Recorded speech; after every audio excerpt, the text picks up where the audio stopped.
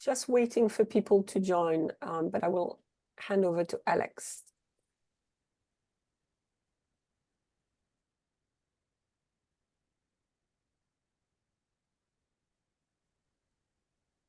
Suspect that many people are doing what we just did, which is jumping from one meeting to the other. So Yeah. People might be a couple of minutes late. We had confirmation of about 20, I think, people joining, so should still be others. Yeah.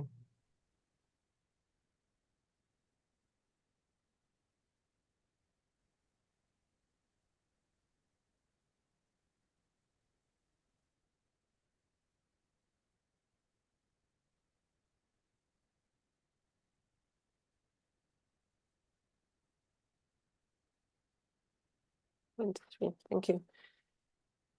Alex, are you able to reach out to Ismail? Yes, doing that right now. Thank you.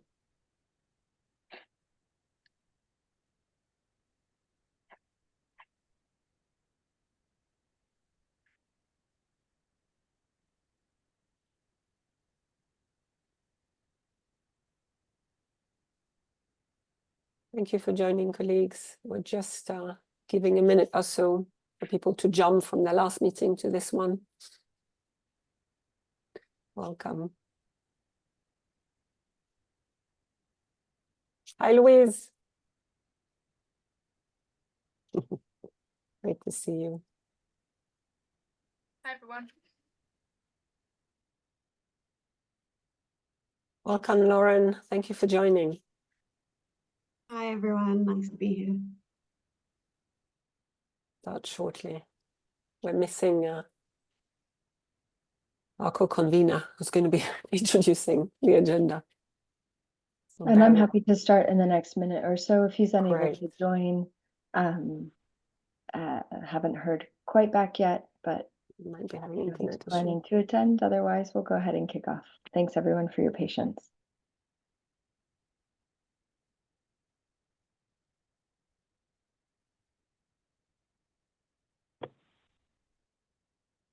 Well, that's slowly joining. And since I'm sharing screen, do we have our key presenters here, Claudia and Nicole? Yep, on here? Claudia is here and Nicole has just joined. I think she just joined. Yeah. Thanks for joining, Claudia and Nicole. Thank you for the invitation. I think maybe Alex, Mm-hmm. you want to start? And I'm sure Sure. Ismail is trying to join and probably is having issues. Yes, that works. Welcome, everyone. Thank you so much for taking the time for this meeting of the Measurement Task Force. I'm presenting on behalf of Ismail Nyanzi, who's the Measurement Task Force co-chair as part of the Data for Impact project, of which I'm also part. We're thrilled to have an opportunity to take action, so to speak, on some of the recommendations coming out of our last meeting in February that was convened around the results of a mapping and review exercise of tools and approaches measuring progress towards care system strengthening. So to kick us off today, we're hoping to have a presentation on one of those action items or recommendations on how task force members could be involved in the ongoing international statistical classification of alternative care. And for that, we have the best of the best to present from UNICEF to share on that process and the expectations around how members from this task force and beyond might be involved or contribute. Before we get into that presentation, though, I do want to invite those members of the task force who have updates that they think would be of importance to others to put those updates into the chat window. From our vantage point as the Data for Impact project, we are closing as a project in the coming months, and so are excited to be sharing with this group some of our most relevant legacy and technical products, some of which this group are already familiar with, some work on indicators around care system strengthening, as well as a data for impact decision tree that shows how different tools and approaches developed by the project can be applied to different situations to have data inform care system strengthening actions. So as folks are entering their updates in the chat window, I'll take the opportunity to hand over to our main presenters, who will be taking off from this point. One of the recommendations and next steps for the task force from our February meeting was to learn more about these efforts of the UN Statistical Commission. And with that, I'll hand the mic to Claudia and Nicole and hand over screen sharing as well. All right. Thank you so much for the invitation. Nicole and I are delighted to be here. So thank you for giving us the opportunity to update the group. So I'm going to quickly pull up the presentation.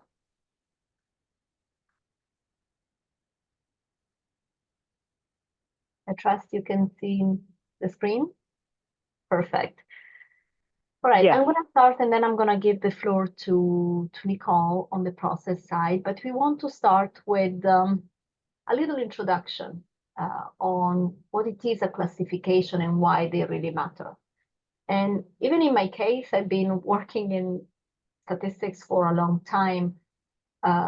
Before developing a classification, I had a hard time really understanding the concept of a classification and the usefulness for statistics. So I wanted to share the way in which I finally got it at the beginning of my work, because there is still a lot of confusion between classifications and taxonomies, between classification and definitions, for example, and what it implies to have a classification and a definition for statistical purposes. Because of course you can have definitions that fulfill the different needs. There can be definitions that originate from the legal background, for example, and have a specific legal purpose. But here we are talking about classification that can help strengthen the data and the statistics available on a topic. So I have here pictures of trees. And what is the connection between a classification and a series of trees? Let's think about these pictures here. These pictures depict 3 different trees. So you have a maple tree, an olive tree, a palm tree. So these are taxonomies, meaning manifestations of different manifestation of a same item, of a same category, of a same, in this case, it's a tree, right? So we have 3 manifestations of the concept of a tree. But this is not useful if we are trying to define a tree. So, for example, we will have to come up with the characteristics that bring together a maple tree, an olive tree, and a palm tree. Because these characteristics allow us to identify and classify these cases in the category of trees. So, for example, we can define a tree as something that has roots and branches and stems and leaves. Yeah. So we know that when there are these characteristics, the branches, the roots, the leaves, all of them combine make a tree. And then this tree can have different typologies. So a classification is this combination of unique characteristics that when they are present together, allow us to identify something as belonging to a category, okay? So let me take the example of violence against children and the CRC, Article 19, that very often is cited as the definition of violence against children. Well, actually, that one is not a definition. It's a taxonomy, because says that, you know, all states should take action to end all forms of violence against children, including sexual violence, psychological violence, etc., etc. Yeah, so in that case, it actually doesn't provide you with a clear-cut a list of characteristics that allow you to identify an act as an act of violence. It's just list the different forms of violence. So we need this type of classifications, because classification give us an operational definition that can help us then distinguish different cases and then collect data that can help us identify whether these characteristics are present, and if so, then create an indicator where this case is classified in the right way. To continuously support this understanding of what a classification is, I want to take a concrete example, which is the example of the International Classification of Diseases. This has been in use since the 19th century, so 1860, and is globally used worldwide in epidemiology, health management for clinical purposes. So originally, this International Classification of Diseases helped with healthcare classification system because provided a system of diagnostic codes for classifying diseases. So for example, on the basis of certain signs and certain symptoms, on the cases of abnormal findings coming up from screening or diagnostic tools, etc., everybody knows where certain symptoms are present. For example, these are associated with a specific disease. So a doctor in Malawi, a doctor in the US, a doctor in Italy, when certain symptoms are present because they are detected or because they are reported, they know that they need to associate those symptoms with a specific disease. And all doctors in principle know that when those symptoms are present, this is indicative of, for example, pneumonia or COVID. Yeah. So as you can imagine, this is useful because it minimizes those variation in interpretation, because it helps understand how to classify a case. Yeah. And then on the basis of this classification, obviously you have data and statistics that can be produced because these cases are classified as one and one only. And then this information is aggregated and is used for reporting a number of different patterns in the disease, for example, or in the services related to health system. So with this understanding in mind, we come together, and we means the community of those working in this field, to identify the lack of definitions as one of the main reasons behind the fact that children in alternative care are frequently missing in official statistics and in national and international framework. So this recognition has been included in a number of different initiatives and papers. So for example, we have listed here a few, 2022 guidance on statistics on children, specifically had a task force on children in alternative care as a result of the mapping exercise that was done, mapping of the statistics produced by government when it comes to children in alternative care. One of these main elements that has been conveyed is the fact that many countries are not producing these numbers at regular intervals. And when these numbers are produced, countries are using different definitions and operationalization of this concept.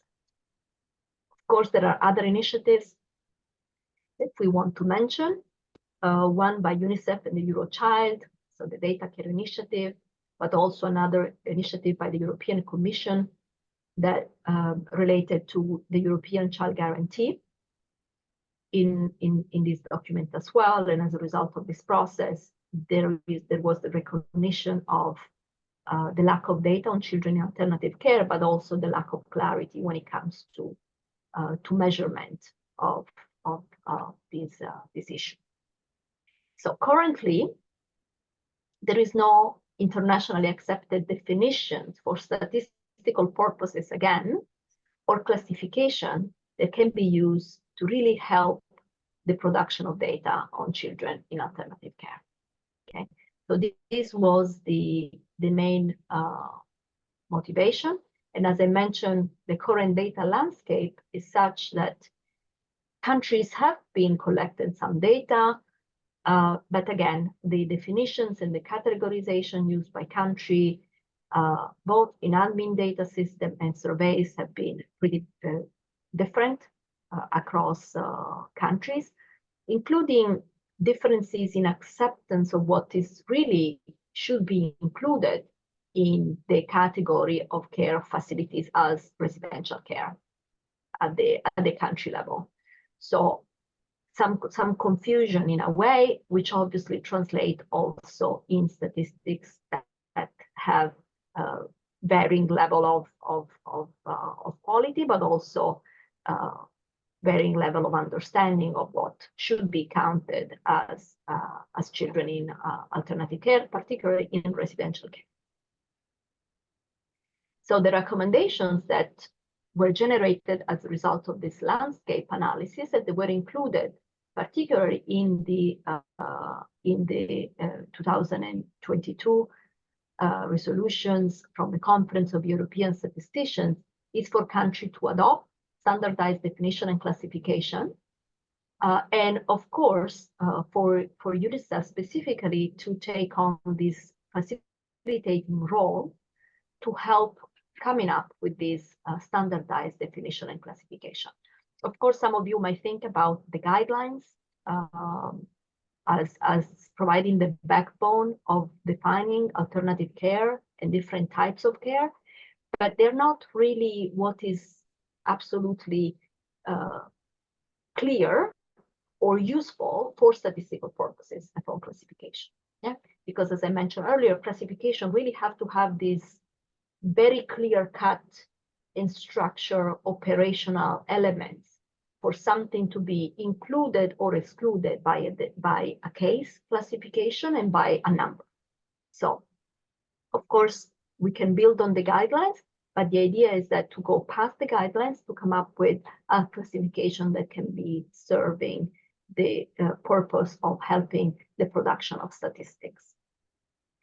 So what was the process so far? So building on the recommendation that originated from the Conference of European Statisticians, UNICEF presented a proposal to the UN Committee of Experts on International Classifications. It's a UN mandated expert group that was created within the context of the United Nations Statistical Commission. The United Nations Statistical Commission is the highest governing body regulating statistics and statistical standards for the world. It meets every year in March and has the authority of creating expert groups to facilitate the production of international guidelines and standards. One of these expert groups is dedicated to supporting the production of international classifications. The UN Experts Group on International Statistical Classification also meets regularly. The last meeting took place in May of this year, but the previous meeting was in October 2023. At the meeting that took place in New York, UNICEF presented the proposal to create a statistical classification of children, of alternative care for children, which was approved by the expert committee, and UNICEF was given the mandate to initiate the work. Now, the idea would be obviously following the approval we got in October, the decision of asking UNICEF to lead the work was included in the report that was presented to the United Nations Statistical Commission in March 2024, where all member states were presented, and the report was approved by the United Nations Statistical Commission. So we have, in a way, the seal and the mandate that was given now to us by the United Nations Statistical Commission. We also had the opportunity to present the plans and the proposal at a joint UNECE-UNICEF expert meeting on statistics on children that took place in March 2024 in Geneva. And in that draft report that would be is expected to be endorsed by all member states, the recommendation is included that for national experts from the countries in the region, or in the UNECE region, to support and facilitate the work and contribute to the pilots of the draft classification of children in alternative care once ready. So as you can see, we have tried to already socialize the idea of this draft classification and also gather support from member states in the validation process for the classification, okay?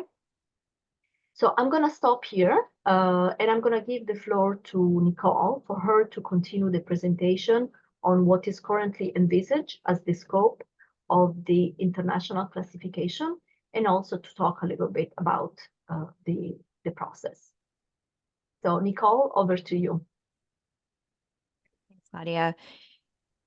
So the idea for the classification is that, as Claudia was mentioning, it will include operational definitions, concepts, and principles to ensure this standardized and consistent approach to collecting and then classifying statistics on children in alternative care.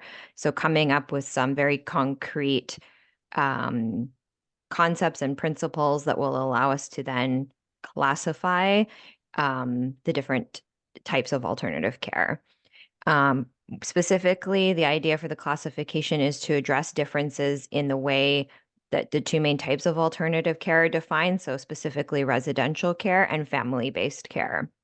We will not be covering adoption, for instance, as a part of the classification. So it's the two other main types of alternative care, the residential care and the family-based care, by really trying to outline these characteristics, as Claudia was saying, the elements and the characteristics that can define these and allow us to place types of these care into these categories. It will include, so in addition to having these elements and these characteristics described, it will also include an illustrative list of the types of facilities that provide residential care and of the different types of arrangements that constitute family-based care. So you'll see when we get to the example of the International Classification of Violence Against Children as an example of how that kind of looks like. So it's both the characteristics and elements, but we also include in the classification an illustrative list of the types. And the idea is that the classification it has to be designed to be applicable for all types of data, meaning both data that are coming from administrative records as well as data that are being produced, for instance, through surveys, meaning that regardless of the method of the way that the data is collected, whether it's through, an administrative data system or whether it's through, conducting a survey, that you would be able to take the classification and apply that definition and apply those characteristics to both of those different types of data to classify things in the correct categories. So it's also a way of trying to address the fact that sometimes we can have different definitions and different ways of defining things when they're in administrative records versus when they're produced through a survey. So it's also a way of trying to harmonize across different types of data sources. Next slide. So there are some standard principles that the United Nations Statistics Division, and specifically this expert committee that Claudia was talking about, they've developed standard guidance and some standard principles that all statistical classifications, international statistical classifications, have to adhere to. So when developing this classification, we have to keep these three principles in mind, and the final product, so the final classification, has to adhere to these three principles in order for it to be considered, in order for us to basically get the green light and the stamp of approval for this to become an international statistical classification. The first principle is of mutual exclusivity. So it means that essentially every type or every manifestation of the thing that we're looking at has to be able to be assigned to only one category in the classification, and there cannot be any overlaps. So as Claudia was saying, giving the example of different trees, those trees all have to be able to be assigned to the category of a tree. There can't be any gray area. So everyone has to fit, everything that we're looking at has to fit into a box. It has to fit into one of the categories in the classification. It can't sit in two categories. The second principle is that it has to be exhaustive. So in developing the classification, we have to be very comprehensive in thinking about to the extent possible, every possible manifestation of the thing that we're looking at to be included in the classification and accounted for. So we have to be very creative and think about, for instance, new types of alternative care that could arise, or even ones that are more up and coming and more newer. So we have to really be very exhaustive and comprehensive, again, to the extent possible. And then the third principle is on feasibility. So it has to be possible to accurately and consistently distinguish between the categories in the classification on the basis of the information available. So there has to be an element of feasibility and applicability of the classification so that it's useful, of course. Next slide. So we wanted to give an example of a concrete example also of like what a statistical classification looks like and the components and the structure and content of it. So UNICEF led the process of developing an international classification of violence against children known as the ICVAC, which is, as Claudia was saying, sort of takes that taxonomy, that listing, that very broad conceptualization of violence as it exists in the CRC and has operationalized it. So there's different categories of violence against children, and there's a definition of what an act of violence against children constitutes. So in the example Claudia was giving, in the CRC, it's a listing of types of violence. So violence can include physical violence, sexual violence, psychological neglect, etc. But it doesn't define what are the elements and what are the characteristics that would classify an act as being an act of violence against children. So that's what the International Classification of Violence Against Children does. It defines those characteristics, those elements that have to basically be present for an act to be considered an act of violence against children. And then it also outlines, so it has that definition, then it also outlines the different categories of violence against children. And you can see here on the left side, that's like level 1 categories. So those are really like the different types of manifestations, right? So we define what is violence against children, then we also define the different manifestations and different types of violence against children, from, violent killing to neglect, psychological violence, etc.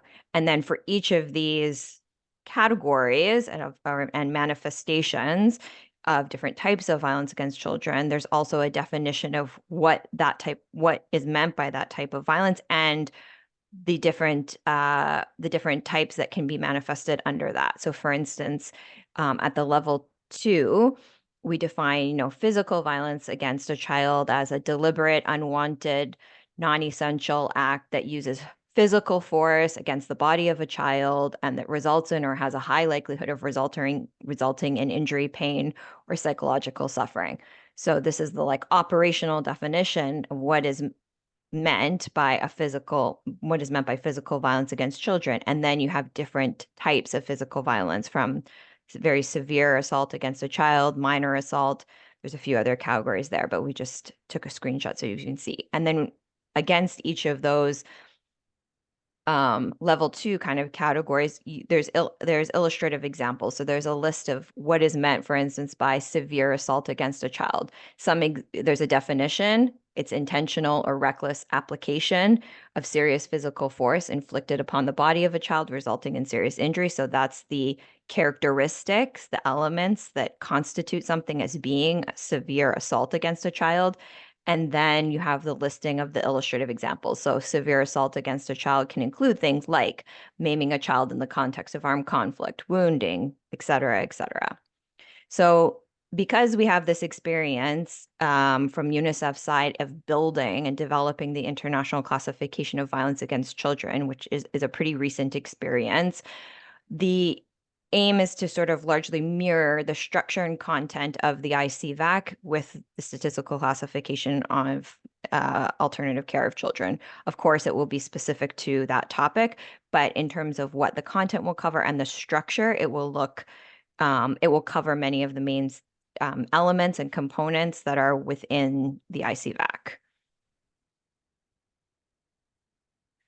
So now a little bit in terms of process for developing the international classification. We're within UNICEF, we're working on a first kind of drafting of the classification, again building very much on the structure, the content, and our experience from having developed the ICVAC. Once we have a first sort of like draft of the classification, our intention is to reach out and establish a core reference group, which will be composed of really key national and international experts, which we hope that many of you who are, in the call today will, be willing to join that effort and to review and provide inputs on the draft classification. Then there will also be a process of having an expanded reference group or an expanded consultation on the classification, in which we involve representatives from national statistical offices, because of course the national statistical offices are the ones who will eventually be needing to implement the classification within their country context. So we bring them also into the process of developing and reviewing and providing input on the classification. So we'll start with a kind of more core reference group with people who have very concrete technical expertise in the area of alternative care, and have from that have a more advanced draft that will then go for this more expanded consultation involving representatives from national statistical offices. And then in terms of a sort of draft roadmap of the different steps and sort of rough timeline of what we're looking at, again, this is indicative and of course can be subject to change, but we're working currently now on that first draft of the classification. We're hoping to have the first draft ready to start gathering input and reaching out and establishing this core reference group that will provide a review and feedback on that first draft, hopefully by September, October. Then following that, we'll have that sort of expanded country consultation that I mentioned. It will probably take place online. It often, in the case of the ICVAC, takes several months. It also depends on the number of national statistical offices that want to come on board and participate in that process. And that, of course, will also determine a little bit the length of time that it will take to do that country consultation. But we expect that to start hopefully by the end of this year and sort of spill over into early next year.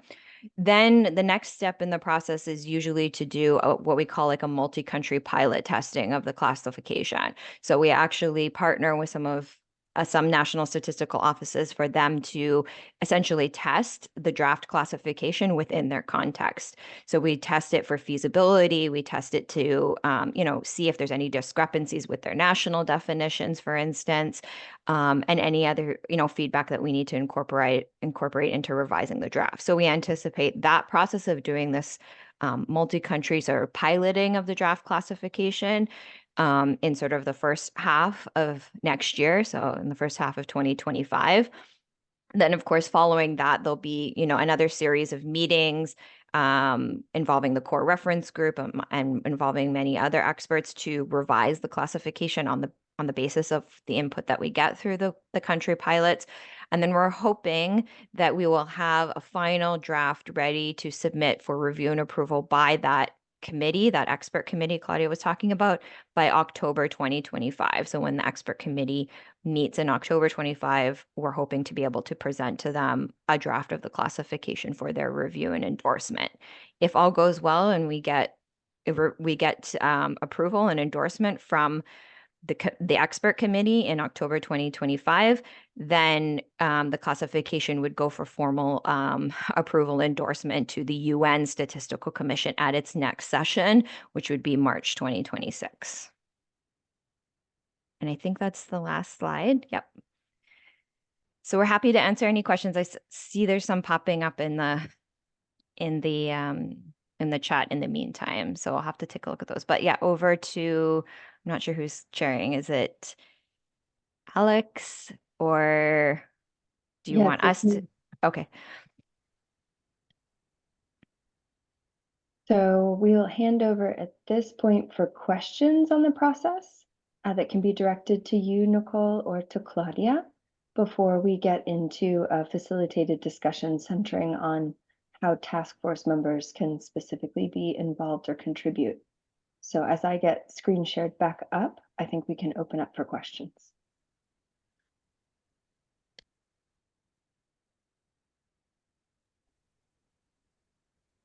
I'll jump right in. Yeah, sure.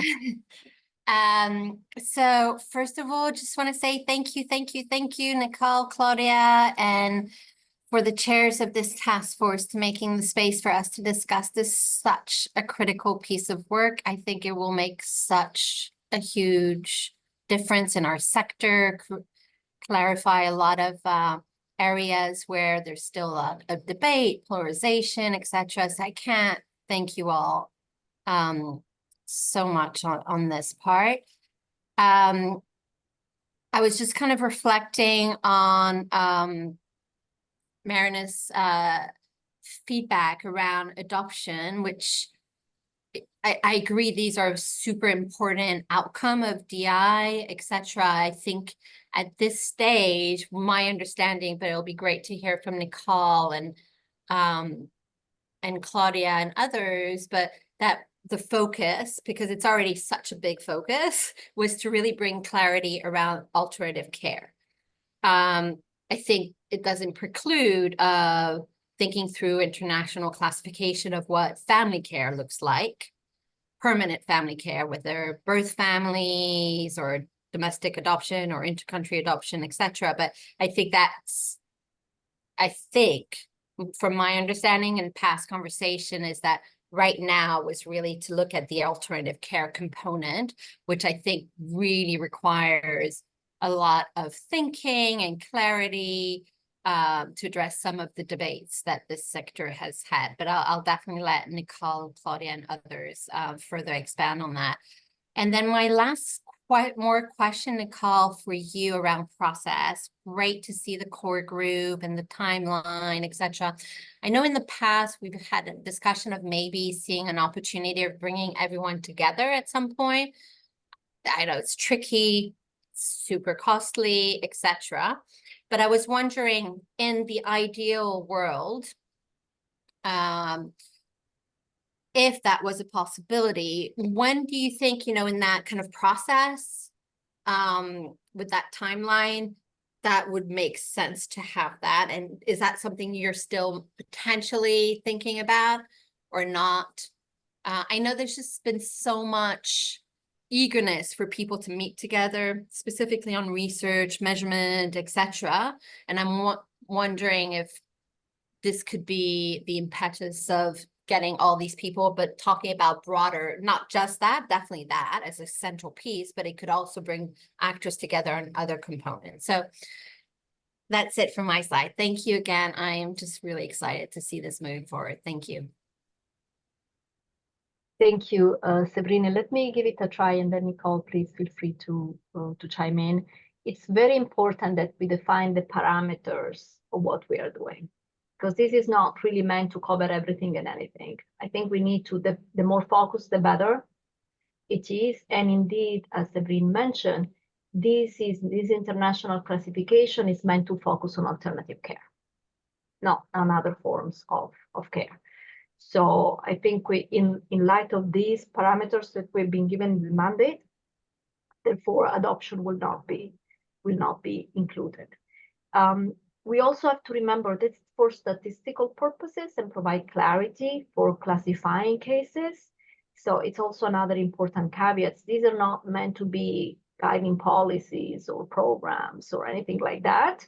It's mostly for the purpose of statistics. But as you might have seen with the International Classification of Diseases, it's also served, right? It originated with this larger aim, but ultimately we have to remember that the purpose is not to provide policy guidance. It's really like to define a concept and to help people operationalize this concept. In terms of the process, I wanted to clarify, first of all, when we are gonna reach out to member states, we are gonna reach out through statistical offices, but they're not just gonna be office involved in the second stage of consultation because they are not always centralizing data production. Sometimes they do, in other cases they don't, depending on the country. So we are going to have to bring in also representative of ministries that have the responsibility for actually delivering services, and in that context then they produce data. So because as Nicole mentioned at the beginning, it's meant to facilitate the production of all data, administrative records, and also obviously survey data. But we know that administrative records are what is really the foundation of data related to children in alternative care, and we don't want to replicate or substitute the responsibility of states through administrative records with surveys. So when it comes to the process, I think it is indeed ideal to have an in-person consultation. And we noticed this with the ICVAC. The ICVAC was very much developed in the middle of COVID. So we had a number of constraints and we had to do online consultations. And online consultations are great because they allow people who are not able to travel because of different constraints at the personal or professional level to still contribute. But having an in-person gathering help come together once we have this larger consultation. So if I had the possibility of really combine the online consultation with an in-person gathering, I think this would be best. So I think the online consultation could be in this period after August that Nicole indicated. So in this period around September, October, have a first round of review, and then on an advanced draft, I'm pretty sure there will be certain things where really we are going to have those intense discussions and find that compromise and midway. So I think probably with this in mind, I think a consultation, in-person consultation after the online would be ideal. Now, November is not an option because as you can see, as you know, some of you may know, there is violence on the agenda. Many of us will be directly engaged in the ministerial conference. We also have the data forum, UN data forum. So probably beginning of December could be the earliest possible we can think of. Yeah. And if we want to have it in DC, hosted by USA, this would be great. So we will remove the headache of bringing people to New York, which is always a little bit dreadful from our side. Love that plug. Let's see. I was not thinking of hosted by USAID, but maybe be supported in some ways. But generally, it's an option, of course. If we want to maintain the timeline, we have to remember that at some point we're going to have to do the larger consultation with the ministries, and this one has to be remote because we are trying to reach to 40, 50, 60, 70 countries in the world. So, and also we have to do a little bit of piloting as well, which is also an important element. So we just need to take into consideration these various constraints. And sorry for just going so much in the nitty-gritty of like dates and all that. I'm just kind of trying to think through the logistical component when we're thinking of the ministerial in November, like planning another big face-to-face so early after. So anyway, I will stop talking and pass it on. No, that's a good point though, Sabrina, because it has to be managed. So it's not going to be a big event. And it's not going to be a very large event. So the large consultation is probably going to be the online one. And then we are going to have to really a close group, not because we want to be exclusive, is because we are really going to work out some of the more specific elements that come up from the consultation online. So to facilitate this, I don't think we should aspire to have more than probably 30 world experts to come together on this, because then there will be, again, another larger consultation with the country representative, right, at a later stage. So I'm thinking still something extremely small and definitely probably 0.1% of the complexity of the ministerial conference on violence against children. Huh? Thank you.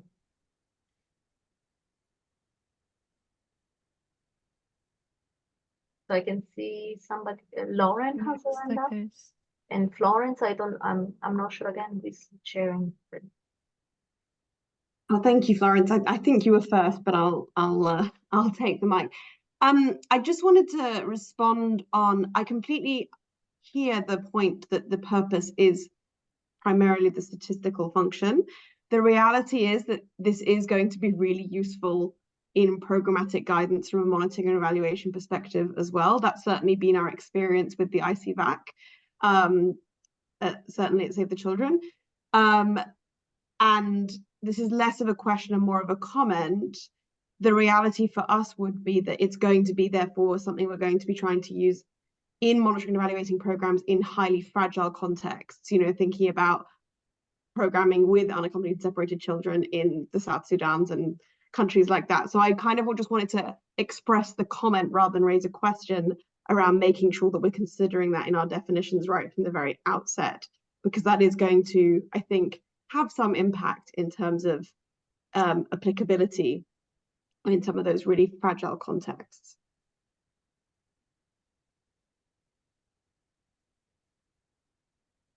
Thank you, and noted. No, you're absolutely right. I mean, it's our duty to remind people that the main purpose is statistical, but it can be used also for advocacy, it can be used more broadly. So indeed. I jump in? I'm going to jump in. I'm not sure who's chairing. First of all, just to reinforce what Seva said, and to thank you, Claudia and Nicole, for taking the time to present this, but also for your leadership in this. This is absolutely critical work that is going to have massive implication and is going to help us as a community that works on care, ensuring that we've got much greater clarity, at least in terms of the data we're collecting. But to Lauren's point, and as you've said, there is no doubt that this has implication as well for the policy work that's happening for the program, and including for governments, because it's going to tell them as they're measuring and they're collecting their data, what's really happening or not happening. And therefore that has implication for decisions and policies and programs. So I think I'm really excited about this. It's much needed. Couple of thoughts. I loved your analogies on trees, and I think that's where we really need to be. I really love it. And I think that's where we're going to have some challenges. You're aware of that. Let me take an obvious example. We have a lot of banana trees in the alternative care sectors. And the point is that banana trees look like a tree, but they're actually a herb, which most people don't know. And so I would have used the banana tree issue here. We have, just to take the Ukraine discussion right now, family type children's homes that may or may not be residential care, small group home, that may or may not be large foster care, therefore family based. And there are many, many other examples of that. And the important part, which I think is really critical for this, and you've reinforced this, we're looking at classification. It's not a judgment. It's not a value judgment as to what is a good thing or is a bad thing. It's a good form of care. It's a bad form of care. This is really about when you're looking at it, you can say this is residential care, or you can say this is family-based care, and helping us do that. So I think one of the big challenges will be for that clarity, that we're not making value judgment about, you know, when you classify something, whether it's good or bad. It's not a good school or a bad school, and so on. So some of the challenge will be around the clarifying those different types and whether they fit within one category or the other. Are they a tree or are they a herb? Some of that will have to do as well with and I do think the point about adoption, completely clear that it's not a form of alternative care. I do think one of the challenge with that is that it tends to be measured as part of the alternative care framework by states. And it does for very obvious reason, which as the guidelines say, while being in an adoptive family means you're in family, therefore you're no longer in alternative care, the whole process of placing a child, making decision in adoption is part of alternative care. So my question on that is not a question, once you're adopted, you're not in alternative care, but where is that data being collected? And we know that's one of the big challenge in terms of the collection of data on adoption, including inter-country as well as national. So it's one of the thing that might be worth considering, if that data being collected and measured outside of alternative care. I suspect that in many countries it's actually collected as part of and by the agencies that are looking at alternative care. So that's one thought. The other thing is you're going to have issues, and I mentioned the family type, but some of the issues that need to be clarified is around, for example, kinship care as another form. As we know, there's informal kinship care and there's also formal kinship care. And that's another challenge in terms of, is it alternative care, is it not alternative care? And it's actually, as all of us know, not necessarily straightforward in terms of the guidelines and in terms of the policy statement and international standards on that. So that's going to be also another important one. And then the obvious other thing, I love it's very helpful to have had these principles that you talked about, mutual exclusivity, exhaustion. I think that's going to be very important because clearly you want to make sure that what you're measuring here is not already being measured somewhere else, but you also want to make sure that you're not missing anything. And of course, in this sector, we have these hybrids. They're boarding school, but they're in effect residential care facilities. They are pagodas, religious institutions, but in effect, they are care residential facilities and et cetera, a whole bunch of those. We have mental health facilities, which, can be, or institutions specialized for children with disability, which could be on both sides and so on. And so that's also going to be really important. And I guess for me, and from a purely data perspective, the question, is it being measured somewhere else? And if it falls under the measurement of an authority, and we know it's being measured and clearly measured, then that's fine. The question will be when we are in this interface that often happens, where the data that's being collected, for example, by the the health ministry may not clarify that is, in effect, this is also a residential care facility and not just or the education example, maybe the most obvious one. So I think this is where it's going to be so important to have the inputs, as you're proposing, of experts that work in this field, because some of these questions are really difficult. And so it's where the combination of statisticians and care expertise is needed to have that interface, because it will have huge implication for, at the end of the day, both for the quality, and we're going to be able to say much more about data, hopefully, as a result of all this incredible work, but also we'll be able to clarify what's happening or not happening in terms of international standards. So, sorry, I've been a bit long, but thanking you and just raising these issues. May I come in? Sorry, yeah, I was just gonna, sorry, I realized I thought Alex was chairing, but clearly not, so that's okay. But maybe, I think we do have 10 minutes. I think that we have 6 minutes left, I think, if I'm not mistaken. Is it an hour? I thought it was an hour, right? If I'm not mistaken. But maybe I know, Mari, you've put your hand has been up for quite some time. And then was there somebody else also that was actually, I don't know, but at least let's go to you, Mari, one question. And Thank then you. maybe there's one question we can just end up with in terms of where we take it forward. Go ahead. Actually, it's not, thank you. It's not a question. I just want to follow Florence contribution, that it is true that it is the aim of the exercise is collecting data, but obviously it's a message for the policy makers, because the clarity on definitions and the use of the different forms and divided them, especially when it comes to issues like the mentioned foster care, which is very often used for for different kind of things, regardless of the original meaning of foster care. But also another issue is, of course, a small group home, whatever it means. And those institutions then in the same building are dividing into smaller units and call them small group home, which is again a bias. And then my question is, what about those primarily church and NGO run provisions that are not registered? Because obviously we can't count them if they are not registered, but we know that they exist. And the question is how to take care of all those, and then infant homes. So also a question of those that are age related, or as it was mentioned, disability, but also offending children or detention centers, if they are accommodating children who are otherwise in the care system, specialized homes, for instance, for children with severe, I don't know, behavioral issues and so on. So that, I guess it is also essential for all of us to make a clear distinction when it comes to the categories used. And we are, of course, very happy to contribute in any way we can. Thank you.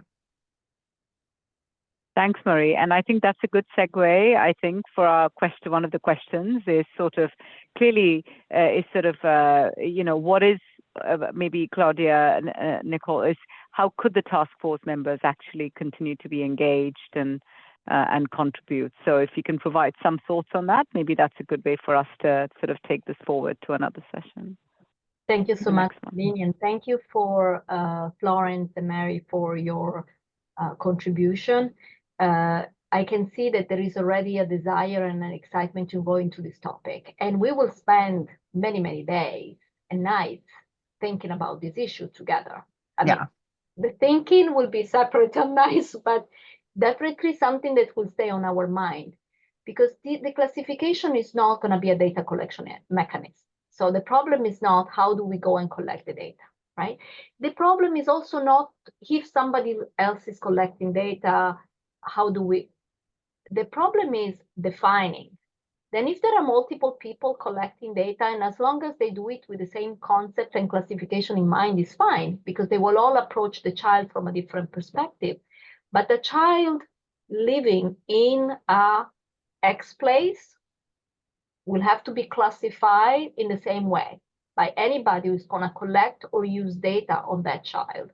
And this is where those gray areas, they will have to become black or white. And I'm sorry to say that, that's the ambition, because statisticians need to put people and things into boxes.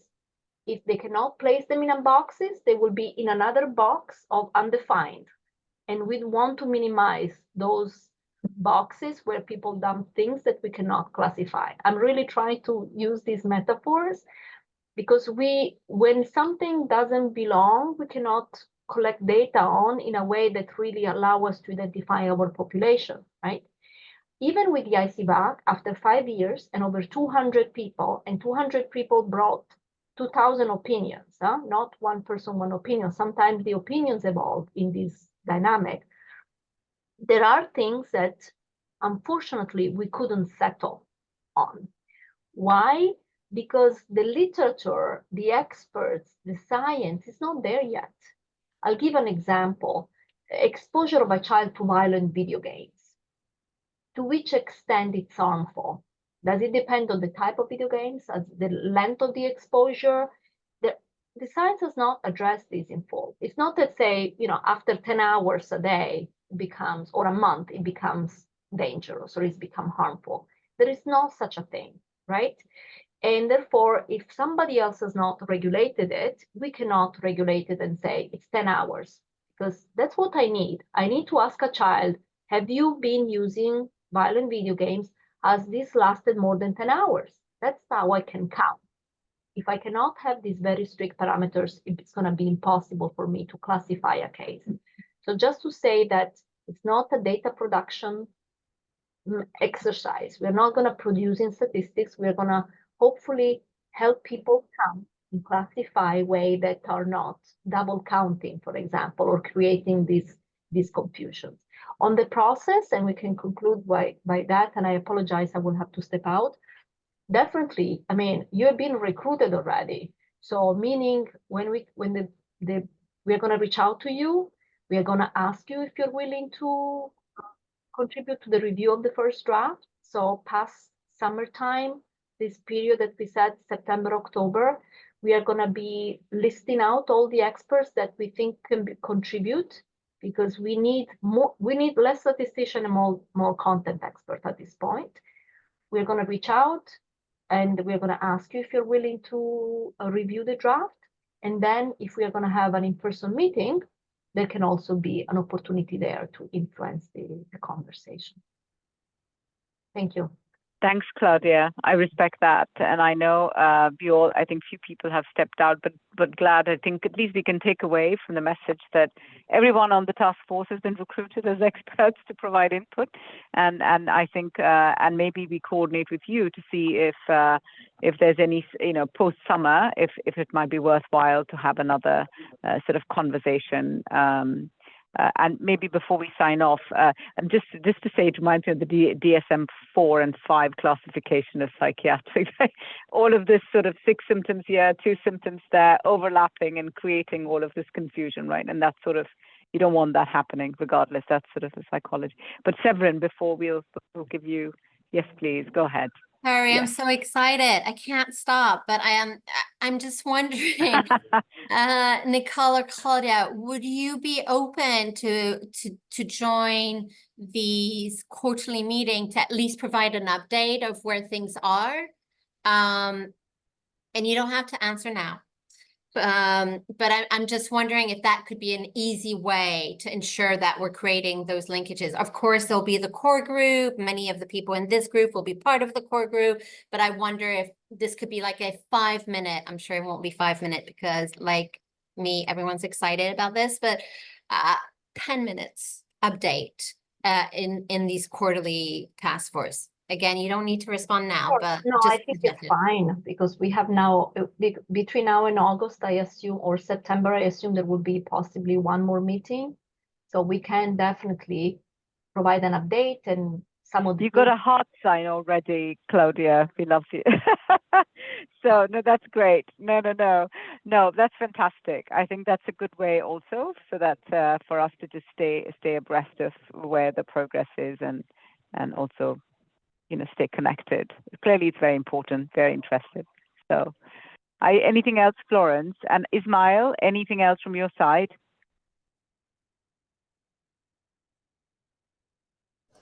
Well, We not don't, yeah. really. No. All right. Thank you. And I don't know, Florence, did we want to say anything about the next meeting? Or I know we don't have a date yet, but we're going to talk next week and send out a message as Yeah, to we will share how some we do that. information. I'm just conscious that everybody needs to run. So just to say, we will reach out I know. and let you know about the next meeting. But thank you again. Thank you, Claudia and Nicole, Yeah. for coming and joining. And thank you, Melanie. Yes. Thank you. Thanks, everyone. Have a good rest of the day. Bye. Bye-bye.